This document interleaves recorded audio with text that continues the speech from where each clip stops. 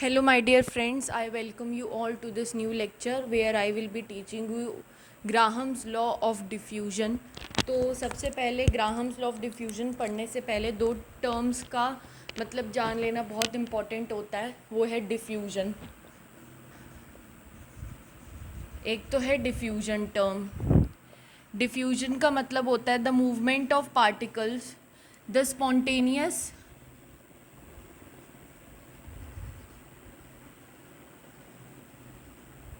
movement of particles from region of their high concentration to region of low concentration. Am I right? और if एक होती है term effusion. Effusion में just आप पूरा ये डेफिनेशन एज इट इज़ लिखेंगे, बस एक टर्म लास्ट में ऐड कर देंगे. उस टर्म का वो टर्म क्या है? The spontaneous movement of particles from region of their high concentration to region of their low concentration through an orifice or small hole. orifice का ही मतलब होता है small hole.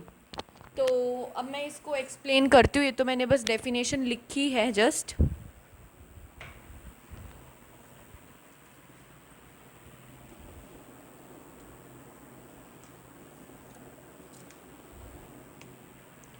मान लीजिए मेरे पास ये एक कंटेनर है और ये दूसरा कंटेनर उसके साथ कनेक्टेड है.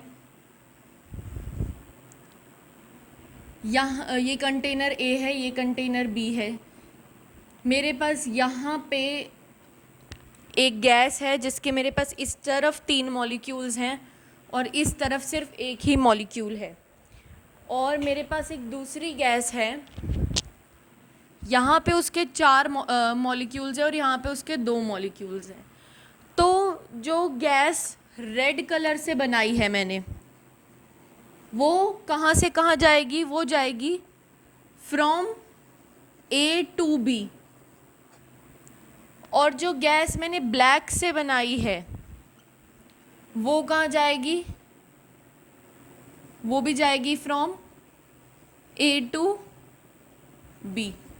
अब यही मैं क्या करती, मैं यहाँ पे कम कर देती और यहाँ पे 4 बना देती. तो गैस ब्लैक जो है वो कहाँ से कहाँ जाती?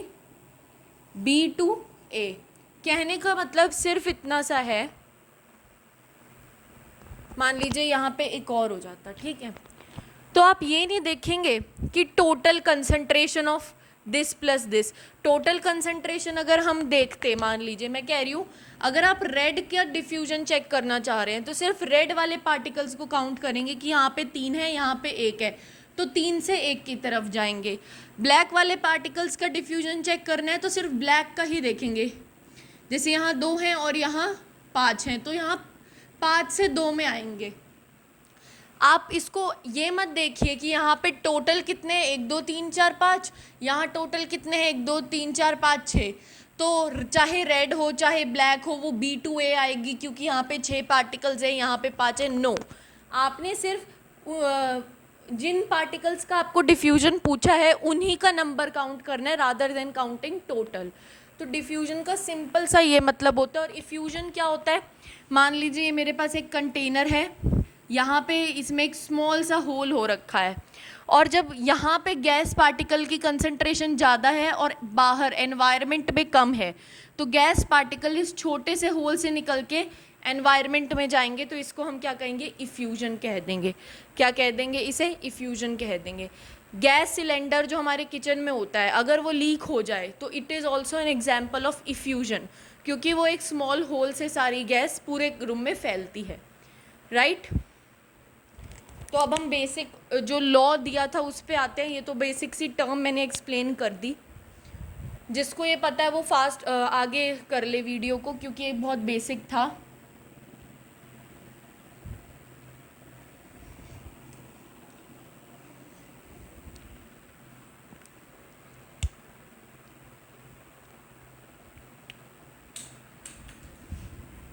he simply stated that rate of diffusion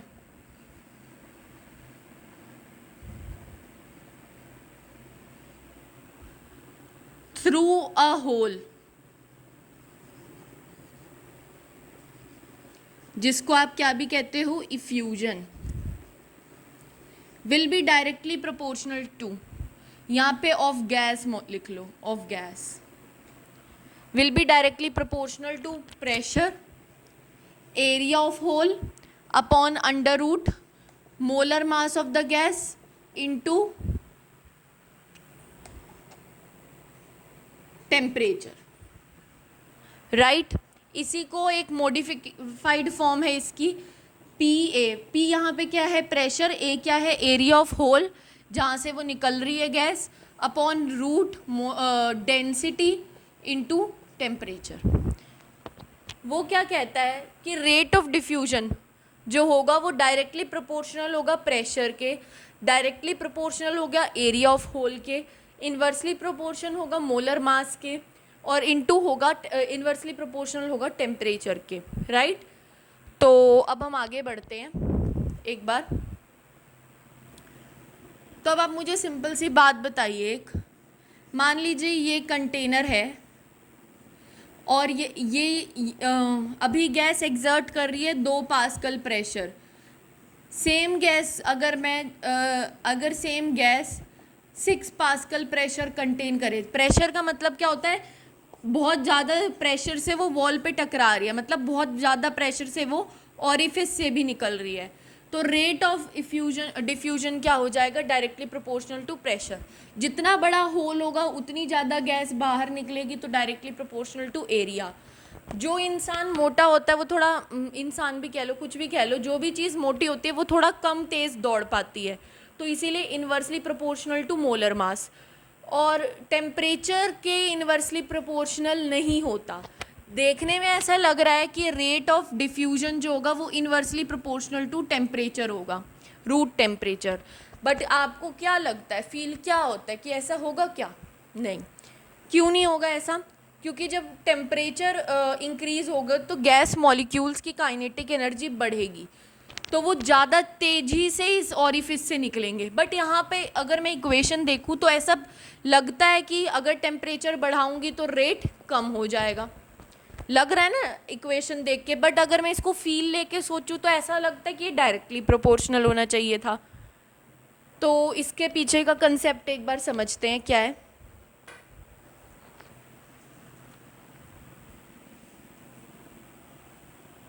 देखिए, जब भी मुझे पता है कि जो रेट होगा वो कोई भी एक, अगर मैं प्रोपोर्शनैलिटी हटाऊं तो ये कांस्टेंट लगा दिया, K P A upon root D T के बराबर होगा।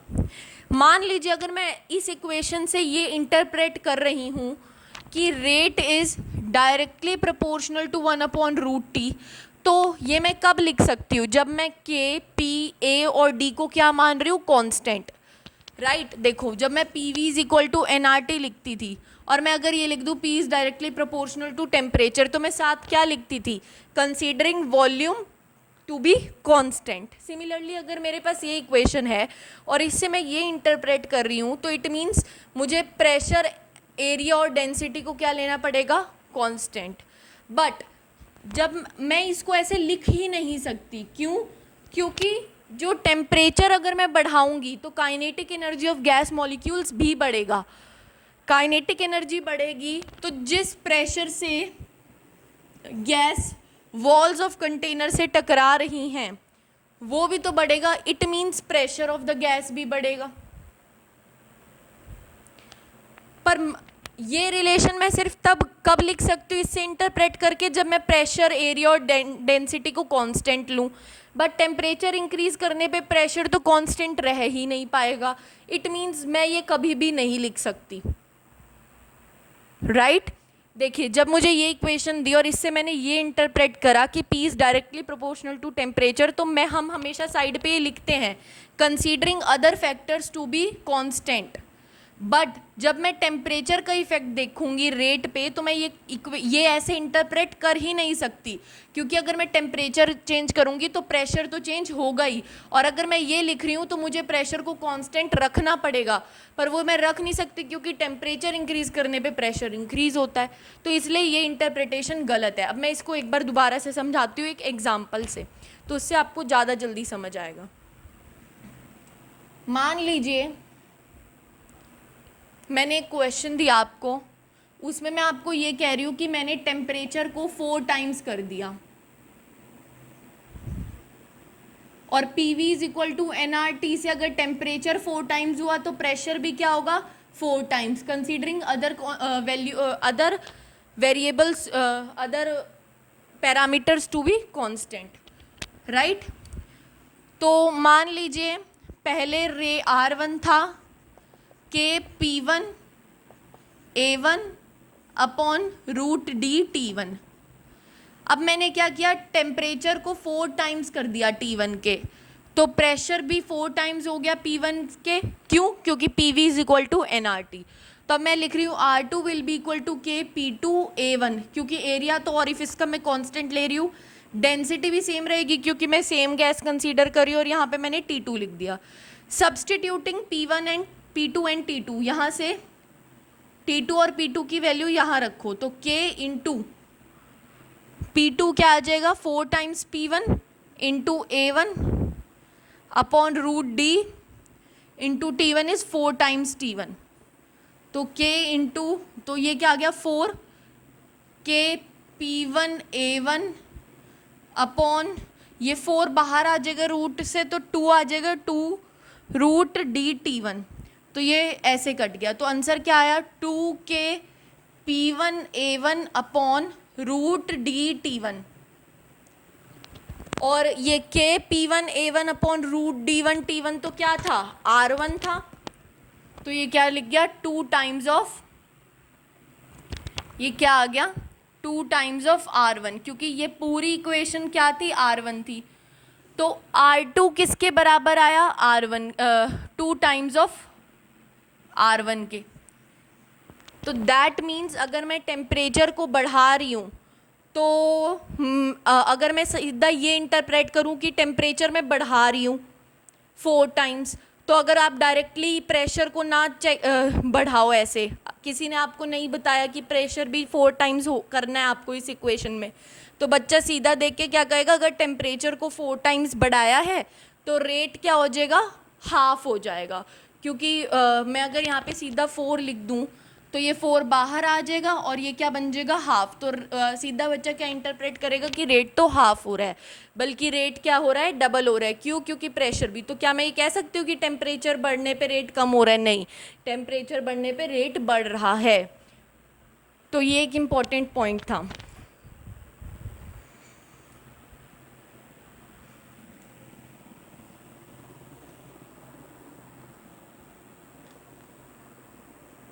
चलिए, तो अब इसकी डेरिवेशन पे आते हैं, और इसके डेरिवेशन में एक क्वेश्चन मैं आपको दूंगी जो आपको ढूंढना है, और वो मैं ढूंढ भी रही हूँ पर मुझे अभी तक नहीं मिल पा रहा है। जैसे मैंने एक क्लास में आपको बताया था कि आपको इस चैप्टर के क्वेश्चन सॉल्व करने हैं और उसमें देखना है कि कोई क्वेश्चन में एनटीपी दे रखा और उस पर टेम्परेचर क्या माना है, राइट, कि एसटीपी और एनटीपी दोनों ही किसी क्वेश्चन में किन्हीं क्वेश्चंस में हों, और आपने देखना है कि सॉल्यूशन में एसटीपी पे कौन सा टेम्परेचर माना हुआ है और एनटीपी पे कौन सा, राइट, क्योंकि कई बार इसमें थोड़ी सी कन्फ्यूजन रहती है। हालांकि एनटीपी होता है नॉर्मल टेम्परेचर प्रेशर, उस पर हम टेम्परेचर 20 डिग्री सेल्सियस ही लेते हैं, बट कई जगह हम एनटीपी पे भी टेम्परेचर 0 डिग्री ले लेते हैं। तो जिस भी book module of any institute जिसको भी आप रेफ़र करते हैं, एक बार चेक ज़रूर करिएगा कि ऐसा कोई क्वेश्चन मिले जिसमें एनटीपी दे रखा और तो देखेगा कि टेम्परेचर कौन सा टेम्परेचर लेके आंसर सही निकल रहा है, ठीक है। तो इसी डेरिवेशन में भी मैं एक क्वेश्चन दूंगी, उस क्वेश्चन पे मैं भी लगी हुई हूँ, तो आप भी उसको ट्राई करिए, और अगर आपको आंसर मिलता है तो please write that in the comment section. तो हम डेरिवेशन पे आते हैं। जैसे कि मैंने बताया था कि हर लॉ की डेरिवेशन एक ही फॉर्मूले से हो जाएगी, that is P V is equal to 1/3 mn c², where c is equal to VRMS, right. तो चलिए इसकी डेरिवेशन करते हैं।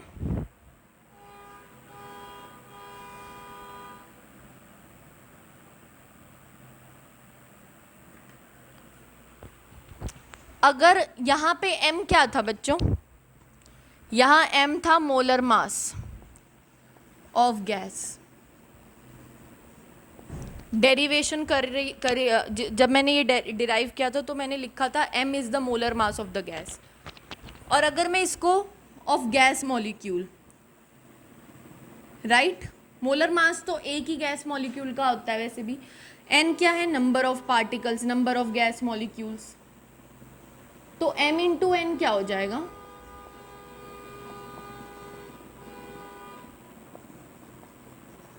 Capital M, where capital M is the total mass. एक मॉलिक्यूल का मास है small m, number of gas molecules कितने हैं, n। अगर एक मॉलिक्यूल का मास स्मॉल n है तो n मॉलिक्यूल्स का मास कितना हो जाएगा, m इंटू n। तो m क्या आ गया, mass of n number of molecules. तो इसको मैंने लिख दिया 1/3 m इंटू n को capital M c² is equal to PV। अब आपने क्या करना है, इस 3 को इधर ले जाना है और कैपिटल M को नीचे लाना है, और ये हो गया c² के बराबर। अब आप मुझे बताइए मास अपॉन में वॉल्यूम क्या होता है, डेंसिटी। तो इस वाली चीज़ को क्या मैं ऐसे लिख सकती हूँ, 3p upon m/v is equal to c², लिख सकती हूँ। इससे क्या पता चला कि 3p और m/v को मैंने लिखा d is equal to c², तो c क्या हो गया, रूट ऑफ 3p/d, राइट। तो इससे क्या पता चलता है, c क्या था, VRMS था, c क्या था, VRMS था। तो इससे क्या पता चलता है कि जो c है वो किसके डायरेक्टली प्रोपोर्शनल है, 1/रूट डेंसिटी के। अब आपको एक बात पता होनी चाहिए कि रेट को मैं 3 फॉर्म्स में लिख सकती हूँ। जैसे मैं कहती हूँ ना, rate of diffusion is directly proportional to 1/रूट डेंसिटी, तो रेट ऑफ डिफ्यूजन को मैं ऐसे भी लिख सकती हूँ, रेट ऑफ डिफ्यूजन को डायरेक्टली प्रोपोर्शनल टू वेलोसिटी होता है। जितनी ज़्यादा वेलोसिटी ऑफ गैस मॉलिक्यूल्स होंगे उतना ज़्यादा क्या होगा, रेट ऑफ डिफ्यूजन होगा। रेट ऑफ डिफ्यूजन को मैं delta n upon delta T भी लिख सकती हूँ कि कितने नंबर ऑफ मोल्स बाहर गए अपॉन में कितने टाइम में गए। इसको मैं और भी लिख सकती हूँ, जैसे कि एक मिनट,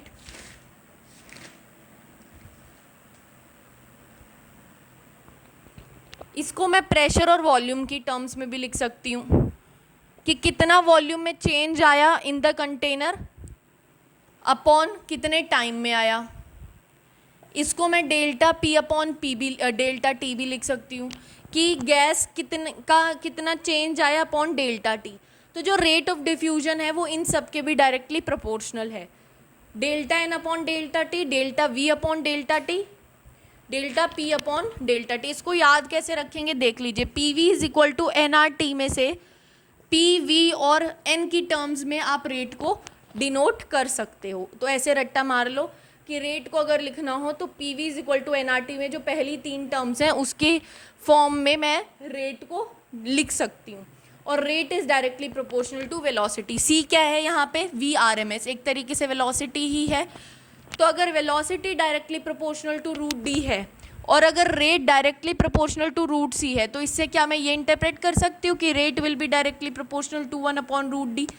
देखिए rate is directly proportional to C, और सी किसके डायरेक्टली प्रोपोर्शनल है, 1/रूट डी के। तो इससे क्या ये इंटरप्रेट नहीं हो रहा कि rate is directly proportional to 1/रूट डी हो रहा है। तो यही तो ग्राहम्स लॉ की डेरिवेशन थी कि रेट को हमें directly proportional to root D के इक्वल प्रूव करना था। अब आप बताइए मुझे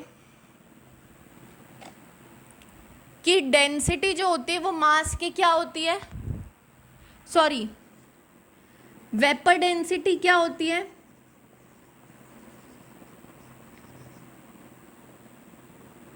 directly proportional to molar mass होती है।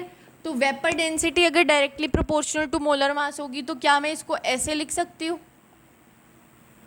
ये इसको अगर डेंसिटी ना भी लिखना हो, एक सेकेंड, वेपर डेंसिटी अगर मैं ना मानूँ, अगर मैं कह रही हूँ तो नॉर्मल डेंसिटी भी आपको पता है, गिवन मास अपॉन में वॉल्यूम, तो इससे भी पता चल रहा है कि डेंसिटी मास के डायरेक्टली प्रोपोर्शनल होती है, वेपर डेंसिटी भी मोलर मास के डायरेक्टली प्रोपोर्शनल होती है। तो इससे पता चल रहा है कि हर तरीके की डेंसिटी मास के डायरेक्टली प्रोपोर्शनल होती है। तो यहाँ पे मैंने डेंसिटी को मोलर मास लिख दिया, की जगह मोलर मास लिख दिया। तो ये आपका ग्राहम्स लॉ डेराइव हो गया। अब मुझे एक बात यहाँ पे जो मैं कह रही थी कि क्वेश्चन मैं भी खोज रही हूँ, वो ये है कि मैंने जब ये लिखा था कि रेट जो होगा वो डायरेक्टली प्रोपोर्शनल होगा PA/√mm इंटू टेम्परेचर, तो इसमें मेरा मतलब था कि जो रेट है वो डायरेक्टली प्रोपोर्शनल होगा प्रेशर ऑफ द गैस के। इससे तो यही इंटरप्रेट हो रहा है। बट आप ये देखिए ज़रा, यहाँ से क्या पता चल रहा है कि जो C है वो डायरेक्टली प्रोपोर्शनल टू 1/√D है, और C ही डायरेक्टली प्रोपोर्शनल टू √P भी है। √P के डायरेक्टली प्रोपोर्शनल है C। और मैंने यहाँ क्या लिखा है कि rate is directly proportional to velocity, मतलब अगर rate directly proportional to velocity है और velocity directly proportional to √P है, तो इट मीन्स क्या है, रेट को डायरेक्टली प्रोपोर्शनल होना चाहिए था √P के, और मैं यहाँ क्या लिख रही हूँ कि rate is directly proportional to P only. तो मुझे ये कन्फ्यूज़न है अभी भी कि रेट यहाँ पे हम √P क्यों नहीं लिखते। तो अगर किसी की भी ये कन्फ्यूज़न, मेरी ये कन्फ्यूज़न कोई भी दूर करे तो I would be highly thankful. किसी को भी अगर इसका रीज़न पता चले तो please write in comment section. मैंने अपने मेंटर जो भी मुझे पढ़ाते हैं उनसे भी कंफर्म किया ये, तो वो भी थोड़े टाइम में मुझे बताएंगे इसका आंसर।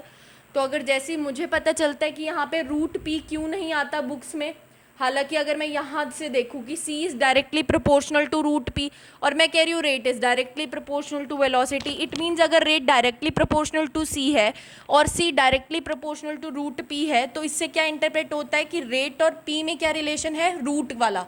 पर हम यहाँ पे सीधा लिख रहे हैं, यहाँ रूट नहीं लगा रहे प्रेशर के साथ। तो ये आंसर मुझे, आप किसी को भी पता चले तो right in the comment section please. तो इसी के साथ हमारा ग्राहम्स लॉ ऑफ डिफ्यूजन ख़त्म होता है। एक बार मैं देखती हूँ कि कुछ बचा तो नहीं है इसमें क्वेश्चंस बचे हैं। हाँ, हर एक चीज़ में क्वेश्चंस मैं छोड़ती जा रही हूँ अभी, क्योंकि मैं एक बार टॉपिक्स कवर करवा रही हूँ जल्दी जल्दी। क्वेश्चंस हम आराम से करेंगे, Graham's law, Boyle's law, Charles law, सब पे कर लेंगे।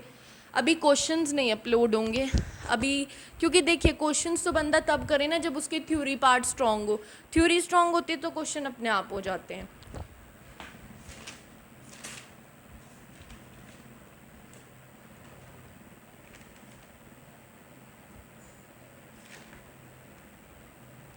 तो ग्राहम्स लॉ में बताने वाली बातें तो यही थी।